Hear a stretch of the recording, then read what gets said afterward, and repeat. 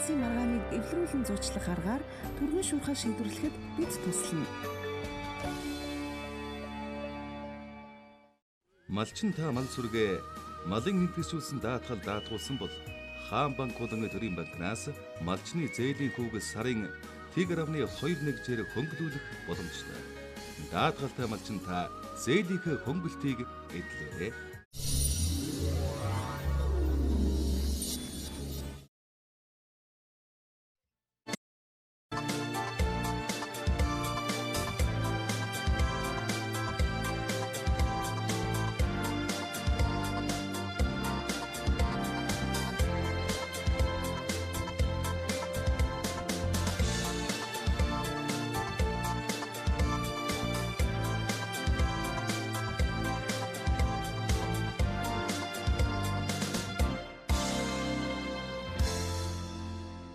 Ойрд миний арьсныг л хураашаад өнгөхгүй болоод сааралтаад ах энэ юу нь юутай холбоотой юм болоо. Чиний өвтгөө хатдаггүй. За ер нь жоохон хатах гээд байдсан шүү.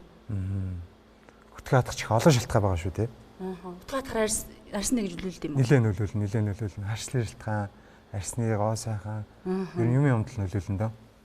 Би тэгвэл ерөнхийдөө миний гоо сайхны бүтээгдэхүүн л тохирохгүй байна л гэж бодоодсэн шүү. За энэ талаар хэдүүлээ. Тодорхойлцгаая.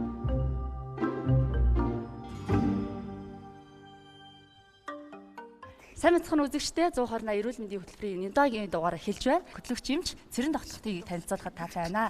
Цэрэн тогтох улсын 3 дугаар төв эмнэлгийн дүр сонирхлогын эмчилгээний тасгийн эмч юм аа. Манай үзэгчдээ мэдлээрээ. Сайн байцгаана уу. За тэгэхээр өнөөдрийн манай нэвтрүүлгийн сэдэв өтгөн хаталт. Тэгэхээр энэ сэдвэрээ илүү дэлгэрэнгүй мэдээ одоо мэдээлэл үүднээсээ хойлоо нэгэн зочноо өрөө тийм ээ. Тэгээ. За өнөөдрийн маань зочин бол анагаахны доктор профессор Баярун агш маань. За сайн байна уу та? Сайн байцгаана уу. Сайн. Өнөөдрийн мэндийг танд хүргэе. За. Өнөөдрийн мэндийг хүргэе гэж. Сайн байцгаана уу. За. Тэгэхээр өнөөдрийн нэвтрүүлгийн сэдэв маань өтгөн хаталт. За, ер нь өнөөдөр ярих сэдэв бол ер нь их зөвтэй сэдэв сонгож авсан байна гэж хэлмээр байна. Яг тэгэхээр өтгөн хаталт маань ер нь бол их илбэг байдаг. Хүмүүст манай монгол хүмүүс ч гэсэн их илбэг тохиолддог юм өвчин эмгэг. За, тэгээд энэ одоо өөрчлөлтийн үед бас хатсан үед бол энэ арьсны талаас өөрчлөлт гарах нь маш их илбэг байдаг. Энэ талаар бол их олон тооны судалгаанууд хийсэн байдаг. Арьсны харшил, арьсны одоо төрөл бүрийн өвчнүүд, вирусын шалтгаантай өвчнүүд эдгээр зөвхөн баас хаталтай холбоотой одоо байх юм тохиолдлууд их илбэг байдаг. Тэм учраас хэрэв өөрөө одоо ерөнхийдөө баас нь их хатаад байдгаа мэддэг. Тэгээд арьсан талаас өөрчлөлт байх юм бол ерөөсөө л энэ арьсан талын өөрчлөлт маань бас хаталтай холбоотой байна гэж хэлж болно. Өвтгөө хаталт нь өөрөө бие дааж тэрийг үүсгээд байна уу? Нөхцөлдүүлээд байна уу? Бас хаталтын үед гардаг арьсны юм нь бол өөрөө угаасаа энэ өвчний үед гардаг шинж тэмдэг гэж хэлж болно. Энэ өөрөө нөгөө бүдүүн гидснийхаа биелүүлдэг үүрэгтэйгээ холбоотой байдаг. Бүдүүн гидсний ямар үүрэгтэй? Яагаад өвтгөө хаталт үүсгээд идэг тэр талаар нэг тодорхой мэдээлэл өгөхгүй юу бид нарт? За хүний биед бол одоо энэ зурган дээр бүдүүн гидс маань бол одоо энэ байрлсан байна. Нарийн гидсгээ бодвол ерөнхийдөө арай өргөн голчтой. Дунджаар бол хүнд нэг метр хагас 2 метр орчим урттай ийм хүндийтэй ийм булчинлаг эрхтэн байдаг. За бүдүүн гидсний гол үүрэг нь бол яадгүй гэхээр нарийн гидсэнд хагас боловсрогдсон шингэн зүйл бүдүүн гидс руу ороод ирнэ. Тэгээ орж ирсэн зүйлүүдийн бол энэ бүдүүн гидсний хаан нь их хэмжээтэйгээр эргэн шимэгддэг. Энэ дотор эргэн шимэгддэг бодисууд нь гол бодисууд нь юу байдгүй гэхээр ус, тэгээд эрдэс бодисууд, зарим нэгэн тижил бодисуудыг эргэн шимдэг. За тэгээд их хэмжээний одоо шингэнтэй зүйл орж ирсэн ингээд хэлбэржээд хатуужаад одоо бүдүүн гидсээрээ дамжуулж явсаар байгаа шулуун гидсэнд очиод ингээд одоо гадагшлагад бэлэн болдог.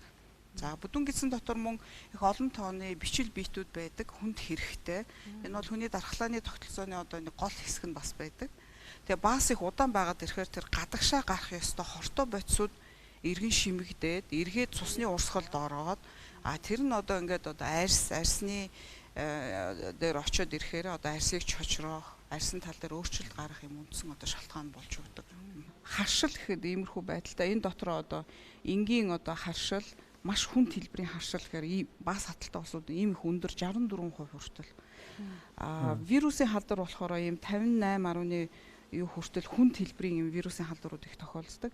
Арьсны өвчин гэдэг ингэхээр ийм нийт одоо судалгаанд хамрагдсан баас хаталттай улсуудын 44% нь бол тохиолдож ирсэн байна. Өдөр нь бол гайгүй байж байгаад орой ингээ хувц сунар тайлгаад маш их загтандаг. Загтнахаар ингээ гүвдрүүнүүд үүсдэг. Ийм төрлийн одоо харшлууд баас хаталттай улсууд маш их хэлбэг байдаг. Судалгаанд хамрагдсан хүмүүсийн одоо бараг 30% нь бол ийм төрлийн одоо арсны өөрчлөлтөй байсан гэж гарч байгаа. Хүмүүс өтгөн хатаж байгаагаа анзаарч мэдэхгүй байх нь олонтой. Өтгөн хаталт нь өөрт төвөгтэй, хүндрэл зовиур ихтэй болох үед хүмүүс ихэвчлэн анхаарч эхэлдэг. Өтгөн хаталтын үед өтгөн хатуу гарах, их дүлүүлэх, 7 хоногт 3-аас цөөн удаа хүндрэх, гидс дүүрэх, гидсээр өвдөх, амнаас эвгүй үнэртэх, харшлын шинжүүд, арьс хуурайших, саарл туяатай уян бус болох, нойр гүдэх зэрэг шинж тэмдгүүд илэрдэг. За би ер нь нэлээ ачаалал ихтэй ажилдаг. Тэгээд миний ажил бас нэлээ суугаа ажил болохоор миний өтгөн ер нь байн гатаад байдаг юм шиг байна л да. Ер нь 7 хоногт арай гэж нэг ганц 2 удаа хүндэрдэг. Болсноо би ер нь 4-5 сарын өмнөөс ажилласан. Тэгээд заримдаа бүр 10 хоног гарахгүй хүндрэх тохиолдолч бас байсан л да. Тэгээд ер нь 0 удаан сууж нэг жаахан тийм нэг хатуу нэг жоохон юм гардаг. Тэгэл амнаас муухай өнөр сүлдээ үнэртэй нэг арьс марс хуурашаал захтнаал ер нь тэгээд удаан хугацаагаар өтгөн гарахгүй байхаар ямар л сайн байх вэ тийм биз дээ. Амаараа хоолоо идлээ нөгөөдгөө байнгын өдөр тутмын гаргаж явах хэрэгтэй юм гаргахаа яжгаар л хамгийн зовиртой өвчин юм байна л гэж би ер нь ойлгосон. Өтгөнөө өдөр болгон гаргах хэрэгтэй мүү? Өдөр болгон гаргахгүй бол энийг өтгөн хаталт гэж үзэж болох уу? Одоо миний сая ярьсан энэ шингэн зүйл маань нарийн гидснээс бүдүүн гидсэнд орж ирээд бүдүүн гидсэнд ойролцоогоор 32 цагаас 72 цаг хүртэл одоо бүдүүн гидсэнд бол байж идэг. Энэ хугацаанд эргэн шимэгдэлт яваад баасаа одоо хэлбэржүүлээд ингээд байж идэг. Тэгээ ерөнхий давтамжаараа бол өдөртөө нэг удаа одоо хүндрэхтэй баасаа гарах нь бол одоо хамгийн одоо норм гэж хэлж болно. Гэхдээ хэлбэлзэл бол байдаг. Дунджаар бол юу гэж үздэггүй гэхлээр 3 хоногт нэг удаа, 7 хоногт 3 удаа хүртэл ийм одоо хэлбэлзэл бол байж болно гэж үздэг. Энэ ихэвчлэн юунаас хамаардаггүй гэхлээр идэж ууж байгаа зүйлээс хамаардаг. Одоо ногоо их иддэг хүн байх юм бол өдөр болгон өдөртөө 2 удаа хүндэрч болно. Ногоо бага иддэг, ихэнхдээ амархан шимэгддэг хоол иддэг улсууд байх юм бол одоо 2 хоногтоо 3 хоногтоо цаашилбал өтгөн хатах юм аюултай байна. Монгол улсын эмийн бүртгэлд 2015 оны 1 сарын байдлаар 3501 эм бэлтгэл албан ёсны бүртгэлтэй байна. Хуурамч эм бэлтгэлээс ойр дотны хүмүүсийн хамгаалаарай. Үе дамжсан шил тэгжор дэлхийд танигдсан чанар Гидеон Рихтер. Монгол дахь албан ёсны төлөөлөгчийн газар. Жирэмсний үед бие физиологийн өөрчлөлтийн нөлөөгөөр их бага ямар нэгэн хэмжээгээр өтгөн хатдаг. Жирэмсний ихэнх үедээ өтгөн хаталтыг дасгал хөдөлгөөн, хоол хүнсээрээ зохицуулж сурахгүй бол өтгөн хаталтад даамжирч хүндрэлт хүргэдэг. Манай 120-80 нэвтрүүлгийн үзэгч нэгэн эмэгтэй жирэмсний үеийн өтгөн хаталтын талаар эмч нараас мэдээлэл авах хүсэлтэй байгаагаа бидэнд илэрхийлсэн юм. За сайн байна уу? Сайн байна уу? Сайн байна уу мэдрэг үнэгээ. Өмнө нь миний өтгөн хатдаг байсан. Жирэмсэн болсны дараа өтгөн ихээр хатдаг болсон. Төрсний дараачсны хിവэрээ үргэлжилдэг гэж хүмүүс ирхээ. Яагаад ингэж хатдаг юм болоо? Өтгөн хаталт жирэмсэн эмэгтэйчүүдэд маш их илбэг байдаг. Ийм одоо өөрчлөлтийн нэг байдаг. За энэ бол өөрийнхөө одоо байгалийнхаа физиологийнхаа юугаараа гарч ирдэг ийм шинж тэмдэг гэж хэлж болно. Урд нь баас нь хатдаггүй байж байгаа жирэмсэн үедээ баас жоохон хатж байгаад төрсний дараа бол бүрэн идэрэх болцоотой. Зүгээр өмнө нь жирэмснийхээ өмнө баас нь хатдаг байсан болвол жирэмсэн үед бол энэ шинж тэмдэг илүү их лавширч одоо илүү их одоо хүнд байдалд ордог юм юм. Баяр маа хэдэн сартай вэ? 6 сартай. Жирэмсэн үед бол баас хатах үндсэн 2 том шалтгаан байж болдог. За энэ нэгдүгээрт бол жирэмсэн эмэгтэйгийн бие махбодод маш их өөрчлөлтүүд ордог. Тэр дотроо одоо жирэмсний дааврууд гэдэг хэмжээтэй ингээд гарч ирдэг. Тэрний нэг нь бол прогестерон. Прогестероны гол үүрэг нь яадгүй гэхлээр энэ хүний бие махбодод байгаа бүх гүлгэр булчингуудын агшилтыг сулруулж өгдөг. Гүлгэр булчин гэхлээр өөрөө нөгөө манай бүдүүн гидс маань 3 давхаргатай байдаг. Бүдүүн гидсний нэг чухал хэсэг нь бол энэ булчингийн давхарга.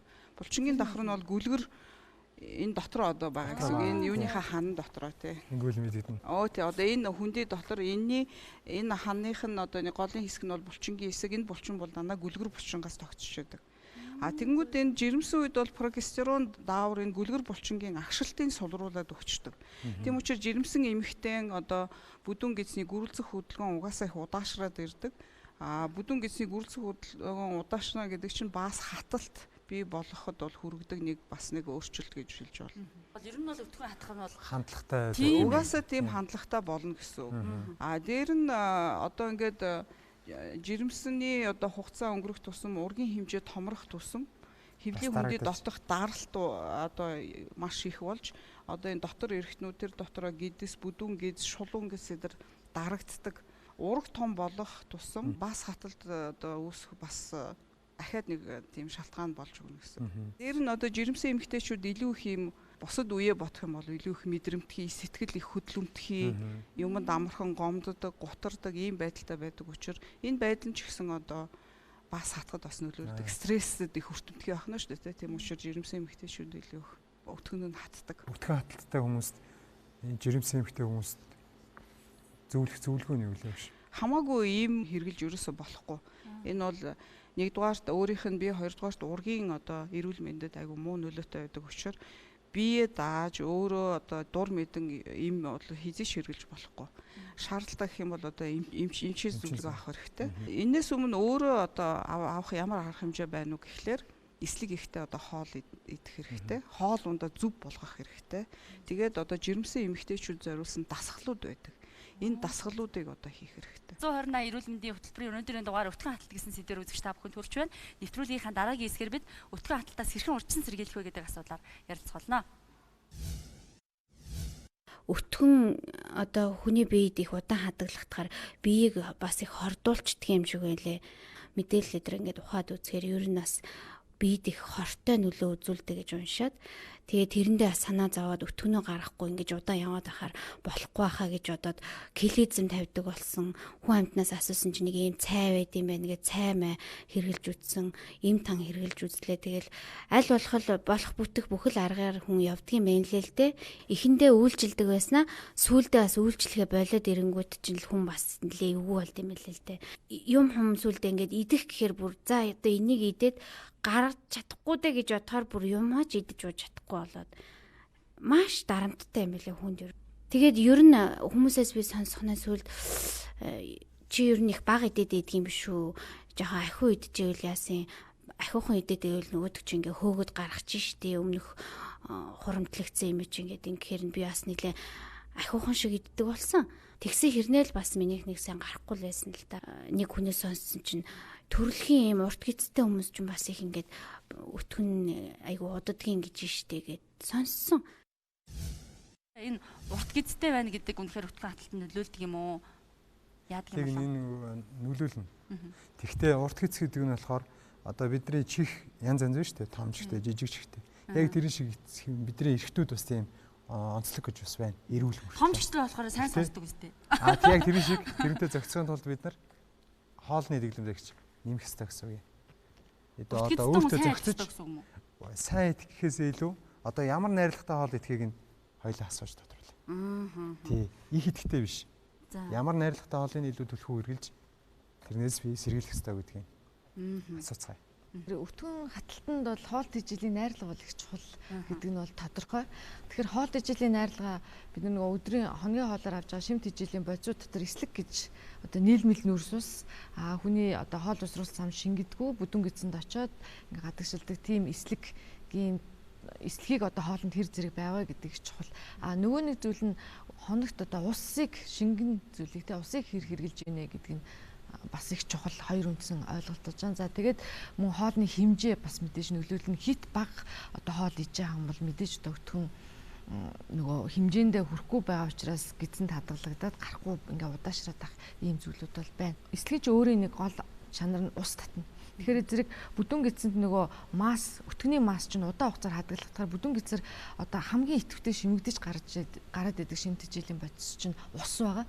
Тэгэхээр зэрэг эслэг хангалттай агуулгадаад өтгөн дотор эслэг хангалттай байгаад ирэхээр тэр усны шимэгдэлтийг яах нь тодорхой хэмжээгээр усыг барьж байгаа учраас нөгөө өтгөний маань бие бүтцэн яах нь зөөлн тийм байлгадаг учраас гадагшлуулахад тус төхөн үзүүлээд байгаа учраас тэр байж байгаа. За уусдаг эслэгийн хувьд бол энэ өтгөний гадагшлуулахад тусалхаас гадна бас бие махбодод илүүдэл хосрын өг тусны эсгийг бас аваад явах нь хамт бас гадагшилдаг, бүдүүн гэцийг илүү сайн цэвэрлдэг гэж үздэг. За ийм учраас эслэгийн альж төрөл нь байсан одоо өтгөний гадагшлуулахад бол их чухал ач холбогдолтой гэж бол үздэг. Бүржүү багшаа хэллээ ингээд усыг өөртөө шингээгээд эзэлхүүнээ том болгож өгдөг. Тэр чинь эслэг маань бол бүдүүн гисэн шимэгддэггүй, нэг талаасаа чочроо, нөгөө талаасаа усыг өөрөө татснараа юм тодорхой хэмжээний эзэлхүүн бий болгодог. Тэр нь гидсний ханыг чочроож өгдөг. Ингээд гидсний гөрөлцөх хөдөлгөөн идэвхжээр дэрхээр өтгөний гадагшлуулах юу идэвхждэг. Эсдгийг бол хоногийн хоолоор дамжуулаад бид нэр одоо нэг 20-30 грамм хэмжээтэй байж явах юм бол энийг бол хангалттай гэж үзэж байна. Хүмүүсийн хоолтын байдлыг ингээд нэг ботолтын судалгаа хийгээд үзэхэд ойролцоогоор манай хүмүүсийн хоол маш бага 4 г, 5 г, тэгэл дээдл нэг 10 хэдхэн грамм энэ төр байгаад байгаа байхгүй. Тэгэхээр нөгөө тийм бага хэмжээтэй байгаад байгаа учраас ихэнх тохиолдолд өтгөн хаталт бол үүсэж байгаа гэсэн үг. 2-3 дахин бага шүү дээ. Тийм бага хэмжээтэй хэрэглээд байгаа гэсэн үг байхгүй. Жишээ нь эслэг хязгаарлах тийм тохиолдлууд байна л да. Гүүлгээд байгаа, суулгалт их явагдаад байгаа. Тэгээ гидсний янз бүрийн өрөвсөлт одоо шарах янз бүрийн өвчтөн хүмүүст бол эсдгийг бууруулж өгөх тийм зүйлүүд. Тэгэхэд бараг тэр бууруулах одоо хоолны дэглэн барьж байгаа юм шиг тийм одоо эслэгийг бага хэрэглэж байгаа тийм хүмүүс дийлэх нь бол байж байна. Ямар хоолыг хэрэглүүл бид нар эслэгийг нэмэх юм. Тэрийг нь илүү тодорхойлцгаая. За эслэг ихтэй хоол хүнс ямар хоол хүнсүүд байж болох вэ гэдэг. За тэгэхээр зэрэг бид нар үр тарианы төрлүүд одоо будаа гурилын эслэг чинь нөгөө ургамлын гаралтай хүнсэнд л агуулгаж байгаа гэдгийг эхлээд мэдэх хэрэгтэй. Эслэг бол одоо шинэ бидний өдөр тутмын иддэг нөгөө махч байдаг юм уу? Одоо сүүч байдаг юм эслэг бол байхгүй шүү дээ. Тэгэхээр зэрэг эслэг бол эхлээд ургамлын гаралттай хүнсэнд бол их агуулгадж байгаа гэдгээ эхлээд мэдэх хэрэгтэй. За ургамлын гаралтай хүнсэн дотроо юунд их агуулгадах гэхээр зэрэг гол төлөв хальстайгаа одоо үйлдвэрийн боловсруулалтанд төдийлөн их ороогүй тийм хүнсэнд одоо нөгөө эслэг гэдэг тэр шимт бодис чинь түгээмэл агуулгадана гэдгийг л мэдэх хэрэгтэй юм л да. Тэгэхээр зэрэг үйлдвэрийн боловсруулалттай их ороод одоо шинэ хальсын цэвэрлэгдсэн будаа одоо тухайлх юм бол цагаан будаа энэ төрт бол эслэгийн агуулмж нь харьцангуй бага байхад одоо энд харагдаж байгаа энэ гурвалжин будаа, хүц будаа, за тэгээд бүтүүрийн гурилууд хальстай гурлууд 10 гурил байна. Монголчуудын уламжлалт хэрэглээ гэх юм бол 10 гурил. За энэ хүнснүүдэд бол эслэгийн агуулмж бол харьцангуй өндөр хэмжээтэй бол агуулгадж байгаа.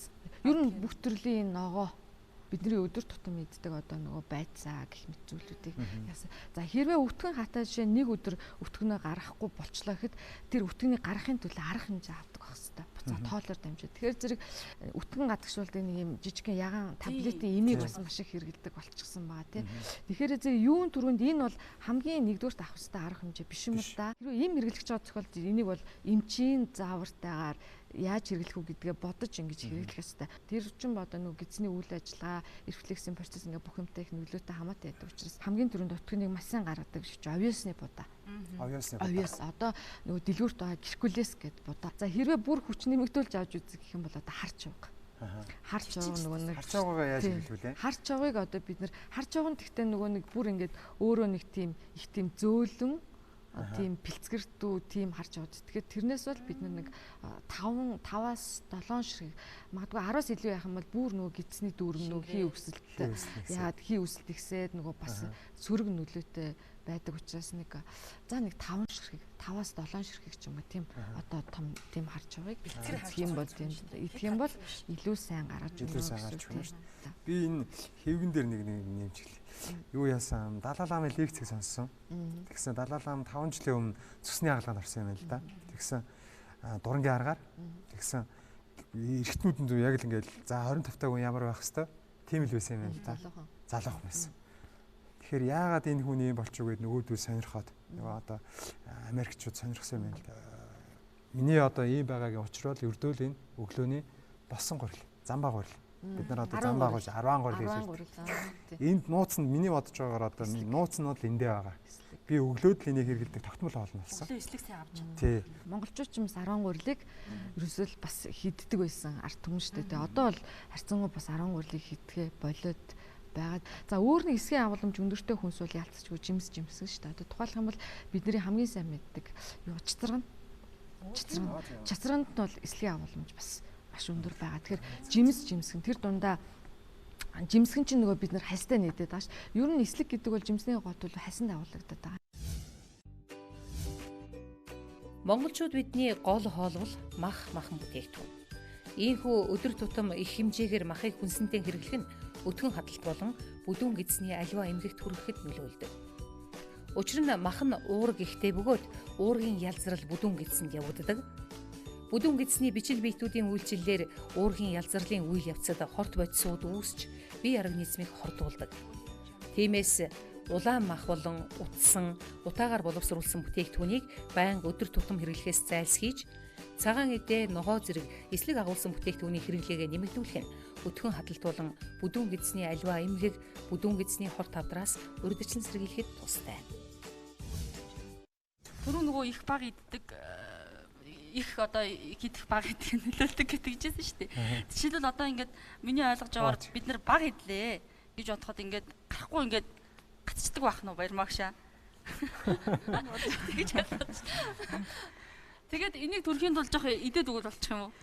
Нэг талаасаа одоо баг идэх, нөгөө талаасаа одоо бид нар ярьлаа эслэг багтаа хоолтой. Одоо төлөөлөгч болоод энэ зүйлийг хийлээ. Тэгэхээр эслэг багтаа хоол маань, бага хэмжээтэй хоол маань одоо энэ бүдүүн гидсний хан байлаа гэж бодоход бүдүүн гидсний ханыг хурж чочрож чадахгүй болно. Бүрэн хүрэлцэхгүй. Тэгэхээр ч гөрүүлцэх хөдөлгөөн. Тэгэхээр одоо юун дээр бол одоо энэ гидс чинь байнга юм гөрүүлцэх хөдөлгөөн хийж идэг юм. Үе одоо хэсэг яагаад ингээд чааш ингээ хөөдөг юм байна. Одоо энэ дотроо ингэж багтаж орохгүй байгаа зүйл маань бол хэзээ ч энийг шошроож чадахгүй. Тэгэхээр энэ бол нөгөө хөдөлгөөн байхгүй болоод ирэхээр эндээ ингээд ерөнхийдөө ингээд зогссон. Одоо энэ зургалтай адилхан бас хачин гэдэг чинь иймэрхүү байдалтай байна гэсэн. Эслэг багтаа хоол, бага хэмжээний хоол бол яг ийм байдалд хүргэнэ. Тэгээ гарахгүй байна гэдэг ахын бас аргагүй байна дөө тий.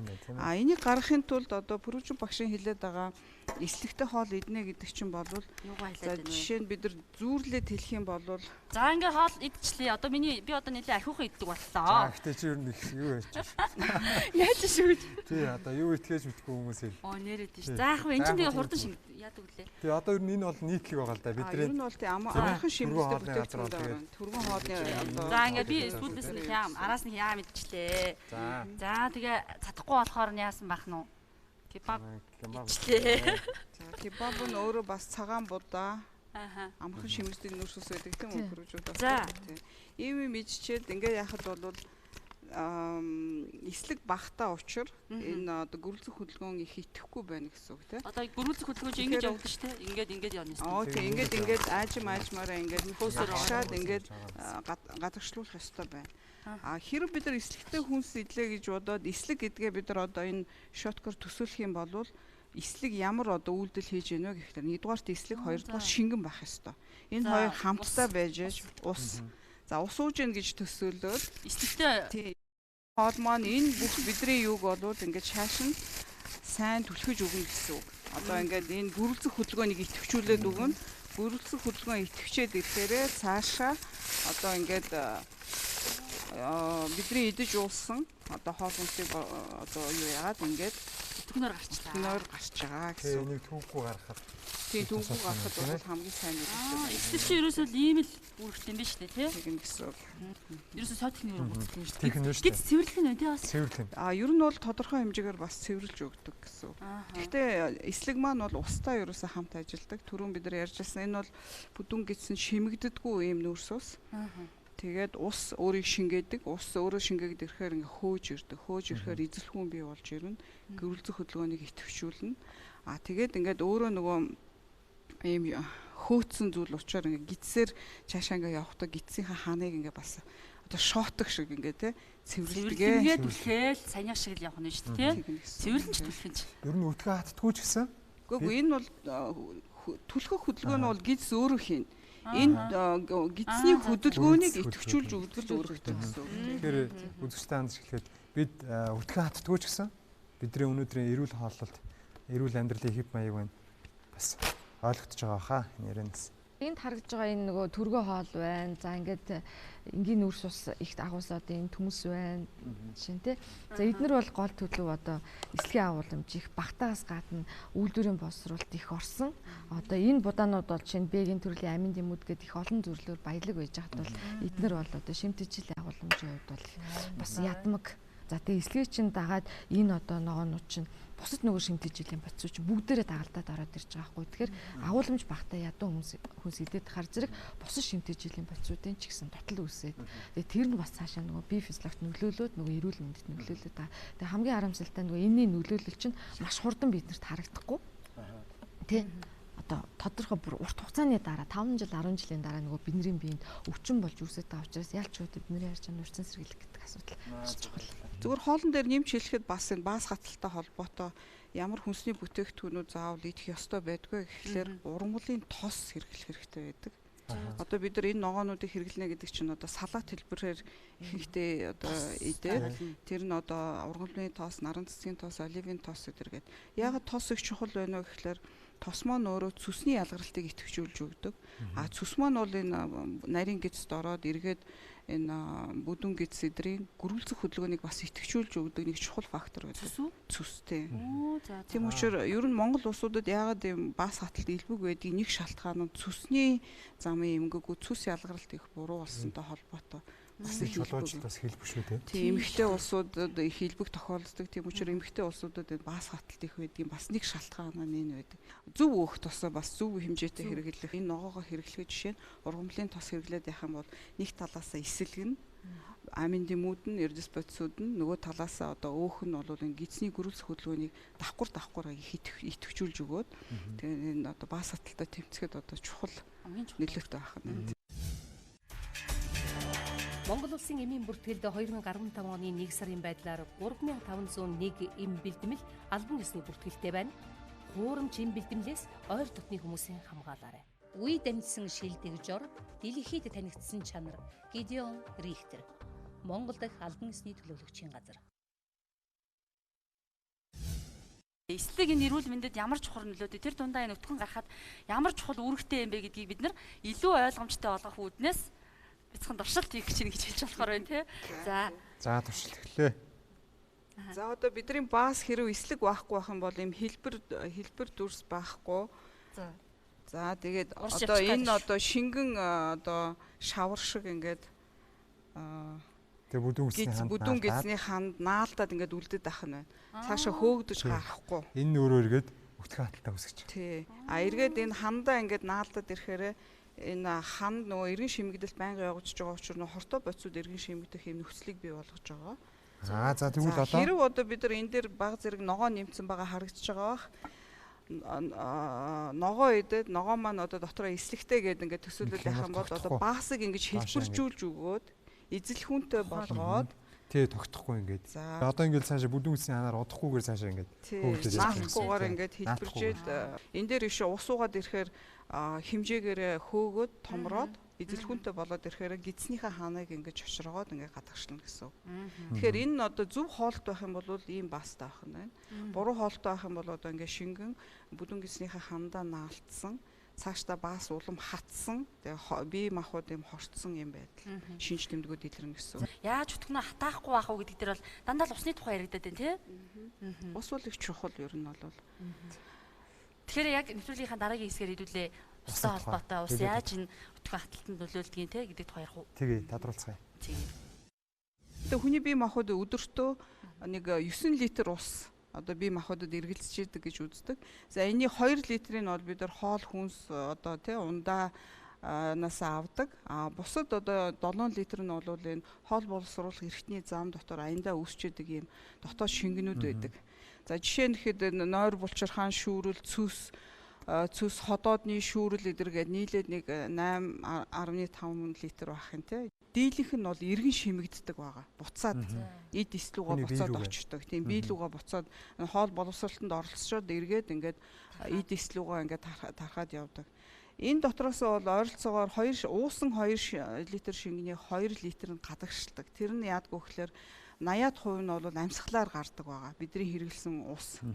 За бага хувь нь бол одоо энэ бидний арьсаар ялангуяа одоо халуун үлрэл болж штэ тий хүлрэх тусам их хэмжээний шингэн бид нар алж байгаа гэсэн үг. 400 мл-ээс литр орчим нь бол шээсээр гадагшаа гардаг. Одоо тэргээр нэг хортой боцодоо бид нар бас эргээгээд бие махбодоос гадагшлуулж байгаа гэсэн үг.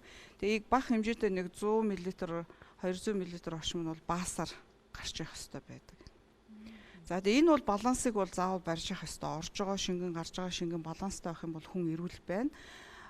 Баас хаталт нь ямар үед бас энэ уснаас хамаараад үүсээд байна вэ гэхээр ууж байгаа шингэний хэмжээ бага болоод ирэхээр ийм их хэмжээний эргэн шимэгдэлт явагддаг. Их хэмжээгээр зарцуулдаг, шээсээр одоо амьсгалаар, арьсаар эдэр ялгарч гардаг учраас бага хэмжээтэй шингэн уух тусам одоо энэ бүдүүн гидсэн дээрх шингэний хэмжээ багасна, баас хаталтад бас хүрэгдэг нэг шалтгаан байгаа учраас энийг арилгах одоо гол хүчин нэг одоо хэсэгтэй эмчилгээний нэг чиглэл нь бол одоо ус ууж явах хэрэгтэй байдаг. Өдөр төр хүн хэдэн литр ус уух хэрэгтэй байх вэ? За ер нь бол хүн эрүүл байхад бол их олон янзын одоо тоонууд хилдэг л дээ. Дунджаар бол өдөртөө 2 литр ус гэж үздэг. За энэ дөрийг өдөртөө ухна шүү дээ. Монголчуудын уламжилт хэрэглээ бол нөгөө одоо ийм цэвэр усны бэлэн ингээ хэрэглээ байхгүй байсан шүү дээ. Одоо хэдэн жилийн өмнө л хэд энэ байхгүйсэн учраас хүмүүс нөгөө усыг аль болох буцалгаж ширгээж уудаг гэсэн. Энэ нэг pH-аач өөрчлөн заадаг үтгэлт нөгөө бие цэвэрлэх усныхаа хэрэглээг нөхөд их чухал ач холбогдолтой байсан. Одоо бид нарт бол нөгөө энэ цэвэр уснууд бэлэн хэрэглэхэд их төхөн бас энэ хэрэглээ байгаа учраас бид нар цэвэр усныхаа хэрэглээг бол энэ цэвэр уснуудаас авч болно л да. Усныхаа хэрэглээг энэс бол төхөж болно. Түрүүн кофе цай гэхээсээ илүү ус сайн уу гэдэг чижсэн шүү дээ. Одоо ингээд бодоод хахад нэрээ одоо энэ бол кофений аяга тий. Энэ бол цайны аяга ингээд жижигхэн байгаад байдсан шүү дээ. Усны аяга хизээч юм жижигхэн байдгүй шүү дээ. Усны аяга бол одоо энэ байна. Тий, одоо энийгээ дүүртэл нугаад. Тэгээ энэ бас их учиртай юм шүү. Аяган дээр хүртэл ингэж бодлсон. Усаа сайн уу гэсэн үг юм шүү. Цайг бол бид нар өдөрт одоо авч бие рүү орж байгаа шингэн гэж бол тооцож болно л доо. Энэ бол шингэн л орж байгаа юм чаа. Гэхдээ нөгөө яг бидний нөгөө зорилгыг хангахад байгаа шингэнэ бол бид нар аль болох те цэвэр усаар авах. Цэвэр усаар. Тэгэхээр ер нь бол цэвэр усны хэмжээ л 2 литр орчим байх хэрэгтэй. Тий 1.6-аас 2 литр буюу тий 8 аяга. Дэлхийн зарим орны хүмүүс бол 6 аяга энэ. Тэгэхээр 6-аас 8 аяга бол хамгийн одоо нөгөө зөвлөмж зөв хэмжээ. Кофенд дагуулж байгаа, цайнд дагуулж байгаа бодисууд маань бие махбодод бие махбодын шээс хөөх үйлдэл их үзүүлдэг. Тэр утгаараа одоо бид нар нэг аяг кофе ууцсан байхад араас нь заавал ягаад ус уужээ гэж юм гэхлээр одоо энэ стакан хэмжээний усыг бид нар алдчихж байгаа гэсэн үг. Тэгэхээр ийм үйлдэл байдаг учраас одоо кофе, цай эдрэг бол ихэнхдээ бол ундааны юунд сүлээд оруулахаа болчиход байгаа. Яг маргаантай байдаг л да энэ дээр эзэмтэд.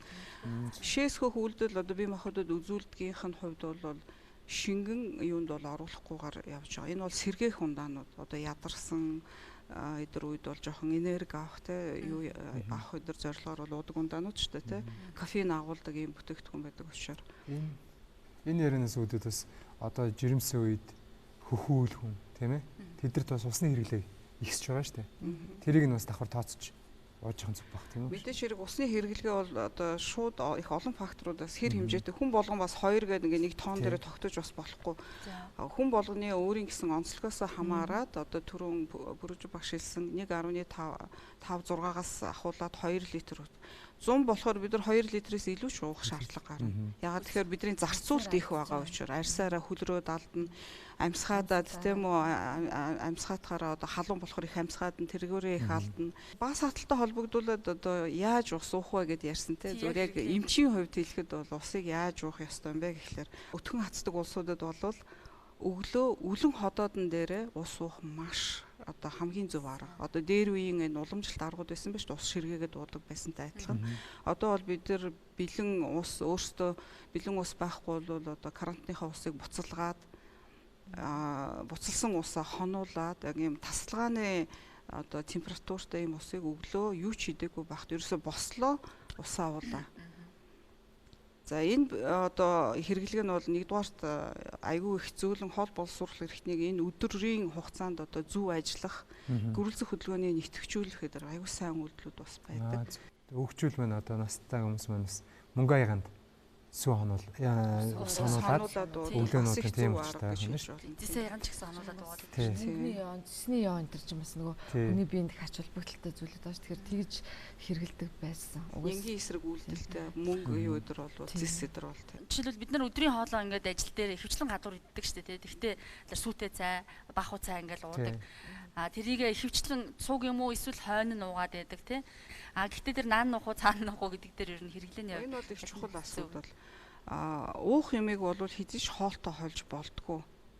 Эмчнэр бол тэгж зөвлөнө.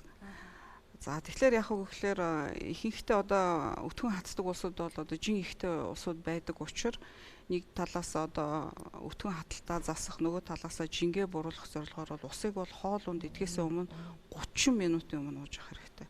Хоолтойгоо хамт усыг бол уухгүй. Хоол идээд нэг цаг хагас 2 цагийн дараа ууж болдог. Яг энэ 2 цаг юм идээд юм идсний дараа 2 цагийн хугацаанд бол бидний идэж уусан зүйл маань ходоодны дотор байдаг. Ходоодны шүүс өдр ялгардаг. А бид нар дээр нь ус уучих юм бол энэ ходоодны шүүсийг шингэлцдэг. Ходоодны шүүс шингэлээд ирэхээр тэн дотор одоо хоол боловсруулах гэж байгаа одоо бодисууд ферментуудын идэвхийг буруулцдаг. Тэгэхээр хоол боловсралт муудаад ирдэг, удаашрдаг.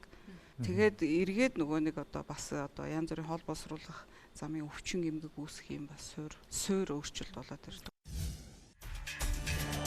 Монгол улсын эмийн бүртгэлд 2015 оны 1 сарын байдлаар 3501 эм бэлтгэл албан ёсны бүртгэлтэй байна.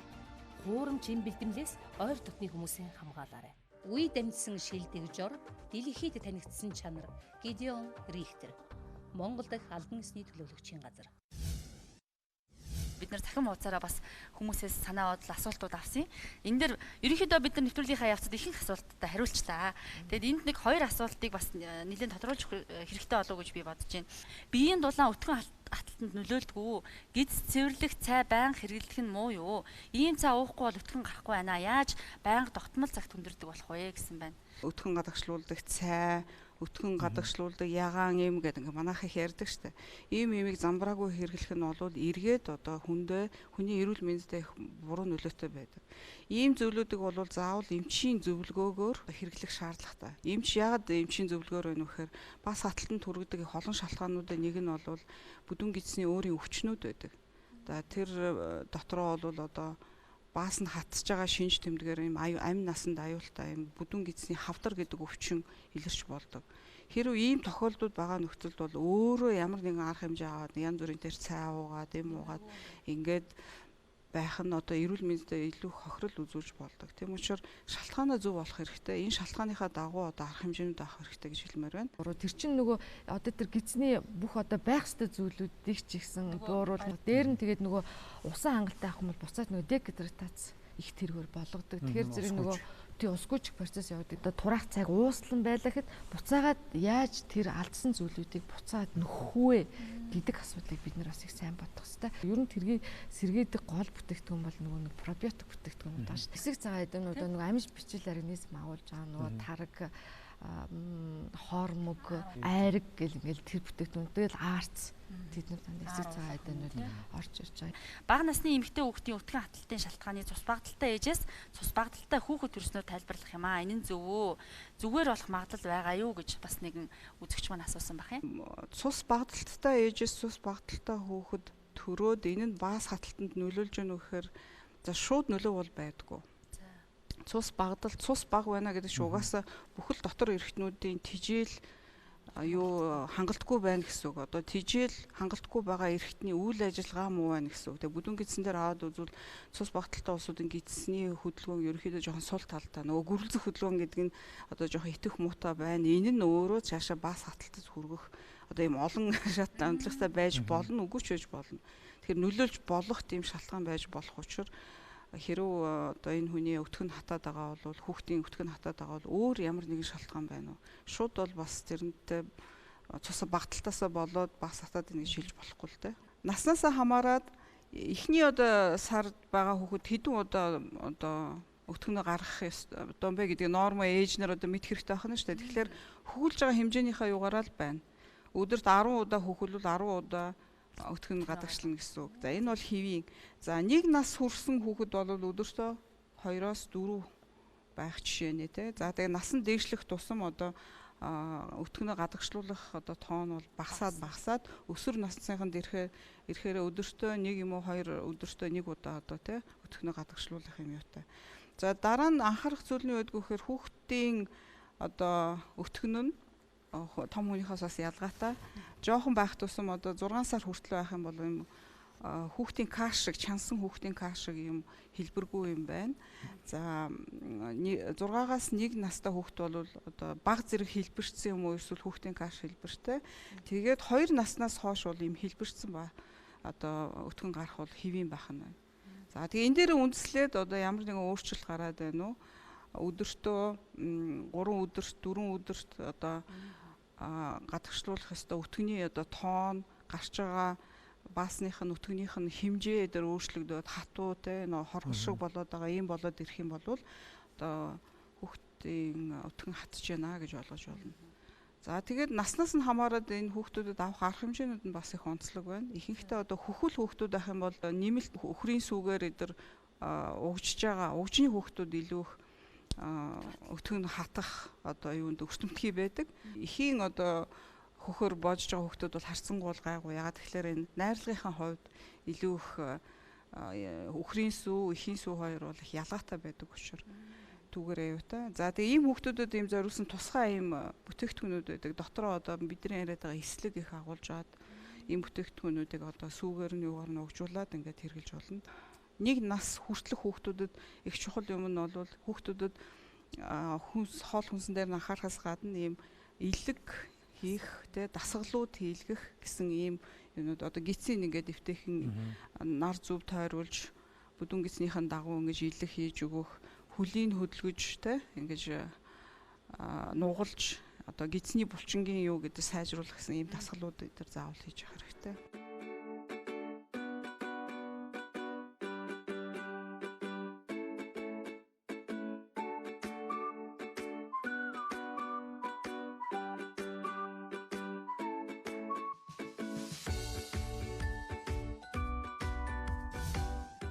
Өтгөн хаталтаас урьдчилан сэргийлсэн өтгөн хаталтыг эмчилсэн ийм дасгалуудыг хийх зайлшгүй шаардлагатай.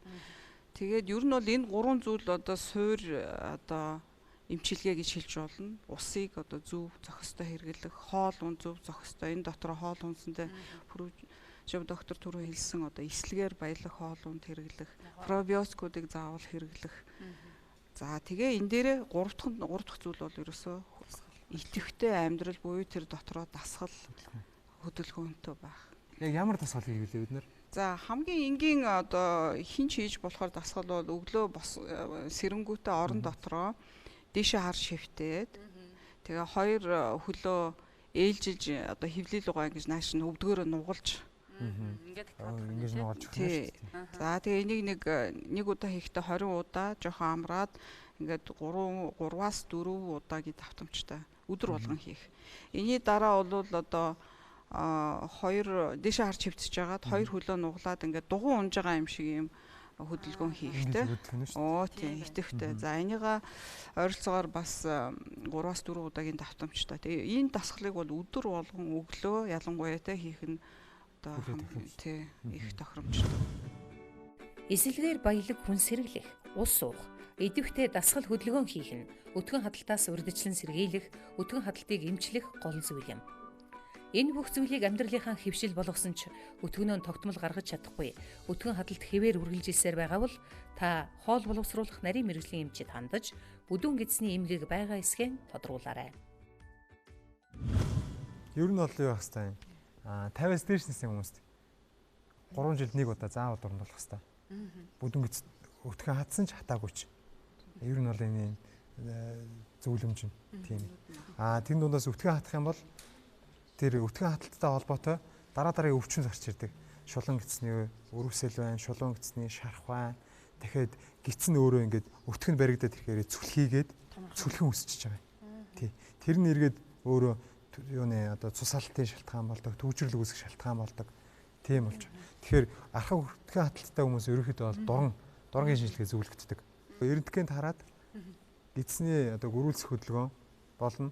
Нөгөө шингэн өөрөө эрдэнэт тоддог бодис ашиглаад тэр нь өөрөө хэр зэрэг хугацаанд хаана хурч байна гэдгээр нь дүгнээд хөдөлгөөний алдагдал байна уу юу гэдгийг онцлох хэрэгтэй. Дурандуулах үнэхээр хүндрэлтэй юу, хэцүү юу? Тэг хүндрэлтэй биш. Хэцүүгоо одоогийн шинжлэх ухааны технологи хөгжил сайн хамгаалсан. Хүндрэл багтаа. Ерөнхийдөө дунджаар бол нэг 20 минут зарцуулдаг. Хоёр талдаа бүдүүн гидсийн төгсгөл хүртэл дурандаад хариу хугацаа нь 10 минутаар хуваагдаад нийт 20 минут орчим засцуулагддаг. Бүгд багтаа.